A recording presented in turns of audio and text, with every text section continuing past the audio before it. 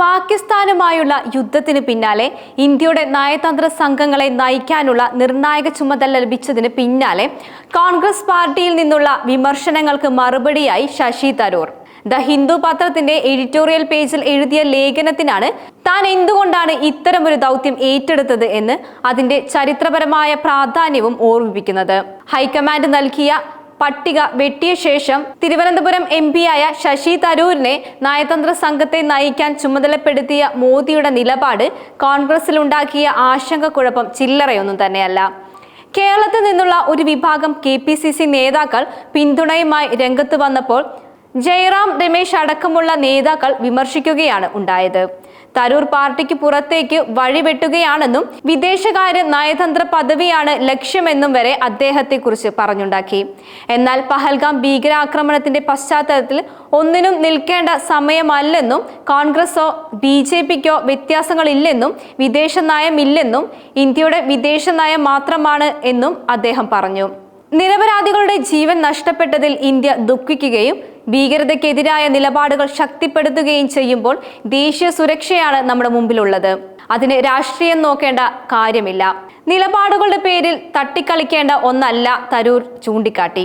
India പ്രതിസന്ധിയെ നേരിടുമ്പോൾ എല്ലാ രാഷ്ട്രീയ പാർട്ടികളും സ്കോർ ചെയ്യുന്നതിലാണ് ലക്ഷ്യമിടുന്നത്. തെരഞ്ഞെടുപ്പ് നേട്ടത്തിനായി ദുഃഖം ആയുധമാക്കുന്നു. 2019 പുൽവാമ ആക്രമണത്തിന് ശേഷം ഇത് കണ്ടു. തെരഞ്ഞെടുപ്പ് അടുത്തിരിക്കെ ദേശീയ സുരക്ഷയ്ക്കപ്പുറം അത് ആഭ്യന്തര രാഷ്ട്രീയത്തിലേക്ക് വഴിമാറി. ജനാധിപത്യ പ്രവർത്തനങ്ങളിൽ വിട്ടുവീഴ്ചയുണ്ടാകാതെ ദീർഘകാല പ്രതിരോധ തന്ത്രം രൂപപ്പെടുത്താനുള്ള ഇന്ത്യയുടെ ശേഷിയെ ഇത് ദുർബലമാക്കുമെന്നും തരൂർ പറയുന്നു. നമ്മുടെ മുന്നിലുള്ള വെല്ലുവിളി വ്യക്തമാണ്. പ്രത്യയശാസ്ത്രങ്ങളാൽ രൂപപ്പെട്ടിരിക്കുന്നതല്ല. ഒറ്റക്കെട്ടായ പ്രതികരണം ആവശ്യമാണെന്നാണ് പറയുന്നത്. നയതന്ത്ര ചർച്ചകൾ കൂട്ടായ തീരുമാനങ്ങൾ ഉണ്ടാകണം. ഹ്രസ്വകാല നേട്ടങ്ങളെക്കാൾ ദീർഘകാല വീക്ഷണം ഉണ്ടാകണം. അതിന് പ്രത്യയശാസ്ത്രം ഭിന്നതകൾ മറികടക്കാൻ കഴിയണമെന്നും കോൺഗ്രസ് നേതാക്കൾക്കുള്ള ഒളിയമ്പായി തരൂർ പറഞ്ഞു വെക്കുന്നു. 1999 കാർഗിൽ യുദ്ധസമയത്ത് രാജ്യം ഒറ്റക്കെട്ടായി നിന്നു. രാജ്യത്ത് പ്രസിഡന്റ് സോണിയാഗാന്ധിയുടെ നേതൃത്വത്തിലുള്ള പ്രതിപക്ഷം സർക്കാരിന്റെ സൈനിക നീക്കങ്ങളെ പിന്തുണച്ചു.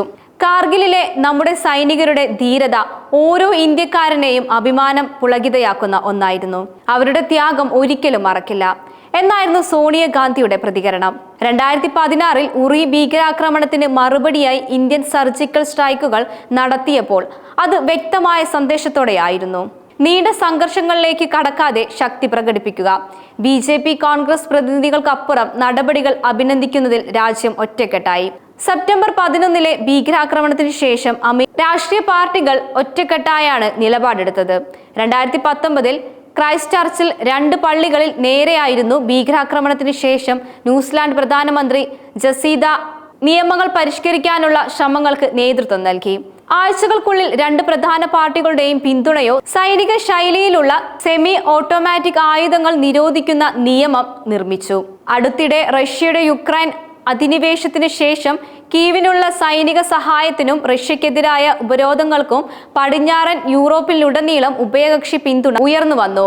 സ്വീഡൻ, ഫിൻലാൻഡ് തുടങ്ങിയ പരമ്പരാഗതമായി നിഷ്പക്ഷ രാജ്യങ്ങൾ പാർട്ടി പരിധിക്കപ്പുറം വിശാലമായ രാഷ്ട്രീയ സമവായത്തോടെ നാറ്റോ ചേർന്നു. പ്രതിസന്ധി ഘട്ടങ്ങളിലെ രാഷ്ട്രീയ നിലപാടുകൾക്കപ്പുറം എങ്ങനെ ഒന്നിച്ചു നിൽക്കാമെന്ന് ഈ രാജ്യങ്ങൾ കാട്ടിത്തന്നു. പഹൽഗാമും അതിന്റെ അനന്തരഫലങ്ങളും വ്യത്യസ്തമല്ല. താൻ ആദ്യമായി വിദേശകാര്യ പാർലമെന്ററി സ്റ്റാൻഡിംഗ് കമ്മിറ്റിയുടെ ചെയർമാനായപ്പോൾ കോൺഗ്രസ് വിദേശ നയവും BJP വിദേശ നയവും എന്നല്ല ഉണ്ടായിരുന്നത്. ഇന്ത്യൻ വിദേശ നയം ഇന്ത്യൻ ദേശീയ താൽപര്യങ്ങൾ എന്ന് മാത്രമായിരുന്നു മുന്നിൽ കണ്ടത്. 1994 പ്രധാനമന്ത്രി PV നരസിംഹറാവു കാശ്മീരിലെ വിഷയത്തിൽ ഇന്ത്യയുടെ വാദം അവതരിപ്പിക്കാൻ തെരഞ്ഞെടുപ്പ് പ്രതിപക്ഷ നേതാവായിരുന്ന വാജ്പേയി ആയിരുന്നു. അദ്ദേഹം ജനീവയിൽ നടന്ന ഐക്യരാഷ്ട്രസഭാ സമ്മേളനത്തിൽ പങ്കെടുത്തു. ഭീകര പ്രവർത്തനങ്ങൾക്കെതിരായി ഒന്നിക്കുന്നത് ഇന്ത്യയുടെ താൽപര്യങ്ങൾക്കും വേണ്ടിയാണ്.